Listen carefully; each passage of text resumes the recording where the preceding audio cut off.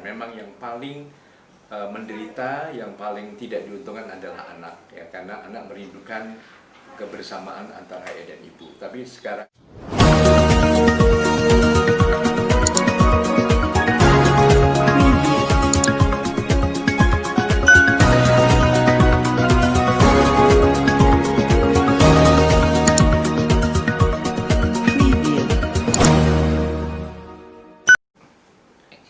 ya, dalam setiap perkara perceraian, memang yang paling menderita, yang paling tidak diuntungkan adalah anak, ya, karena anak merindukan kebersamaan antara ayah dan ibu. Tapi sekarang ini pada saat ayah dan ibunya berpisah dan kemudian ibu sedang bermasalah, jadi tersangka dan kemudian akan menjalani pemidanaan. Kalau misalnya anak harus bersama dengan ibu agak sulit juga karena sudah over capacity di lembaga pemasyarakatan. Jadi perlu ada kerjasama agar sementara ini biarlah diasuh oleh sang ayah, tetapi bukan dalam arti perebutan. Kemudian kalau toh misalnya dimungkinkan sekali-sekali datang untuk menengok dan sebagainya, tentu saya kira adalah baik sekali. Karena ini juga untuk tetap mengembangkan naluri keterampilan menjadi orang tua, parenting skills-nya ini. Dan juga dalam berbagai penelitian menunjukkan bahwa kalau seorang ibu menjadi terpidana, menjalani pemidanaan, kemudian juga tetap ada tanggung jawab pengasuhan, maka ini juga akan memperkecil kecenderungan untuk residivismenya. Jadi tidak akan mengembangkan perilaku yang menyimpang lagi dan akan menimbulkan suatu kesadaran tanggung jawab sebagai ibu, dan ini akan mempercepat juga upaya rehabilitasi mental yang bersangkutan. Jadi dalam hal ini yang paling penting adalah tetap ada kerjasama dengan ayah dan ibu di dalam pengasuhan anak. Misalnya toh sudah ditetapkan juga pola asuh ada di ibu, tetapi tidak berarti ayah juga tidak bisa mengambil alih ini manakala sudah ada komunikasi yang sangat efektif antara ayah dan ibunya. Saya kira itu yang paling penting.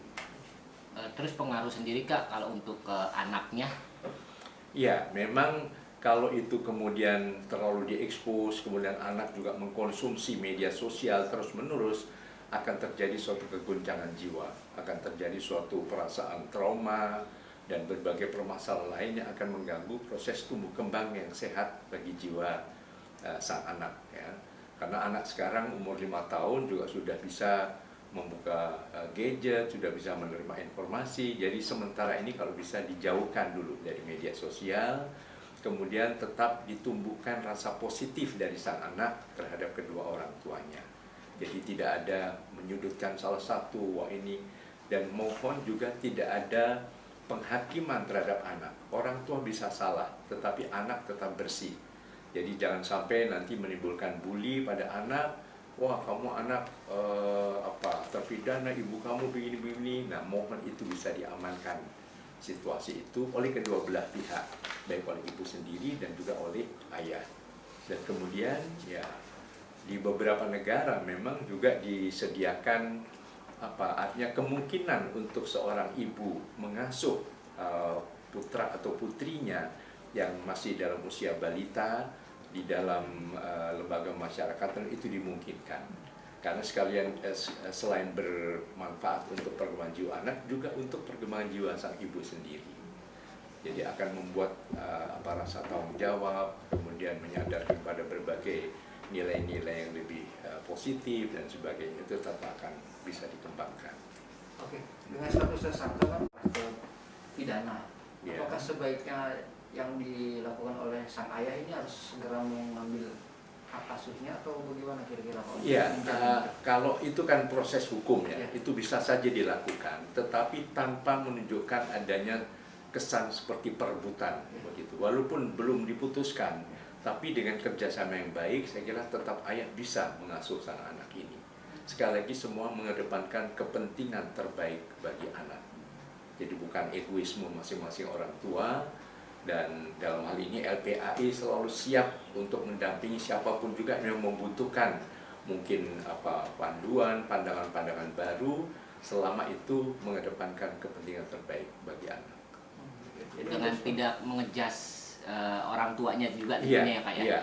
Bagaimana juga biarkanlah itu masalah hukum, siapapun juga bisa melakukan kesalahan, dan kemudian juga sudah mungkin ibaratnya membayar dari perilakunya itu dengan pemidanaan yang akan dijalani, tapi tidak usah terlalu menjurus kepada penghujatan dan sebagainya yang bisa saja berdampak negatif pada anak manakala anak mendengar komentar-komentar yang terlalu keras dan menyudutkan tadi. Yang menyudutkan ibunya itu juga pengaruh ke anak justru ya. Iya, itu akan sangat berpengaruh pada anak. Anak tentu akan terluka, akan sangat malu dan sebagainya.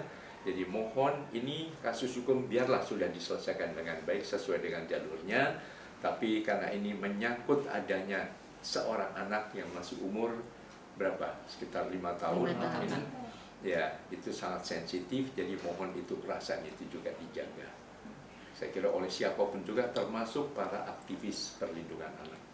Himbauan untuk masyarakat untuk agar membantu psikis sang anak itu gimana untuk menyusul? Iya, itu tadi tidak membebani anak yang pasti juga akan mendengar, mana kalau itu diungkap di media sosial terlalu tadi menghujat, menyudutkan, biarlah semua ada jalurnya sendiri, jalur hukum juga sudah ditegakkan, dan manakala itu sudah dinyatakan tersangka, mungkin juga akan menjalani pemidanaan, biarlah semua dilakukan dengan baik.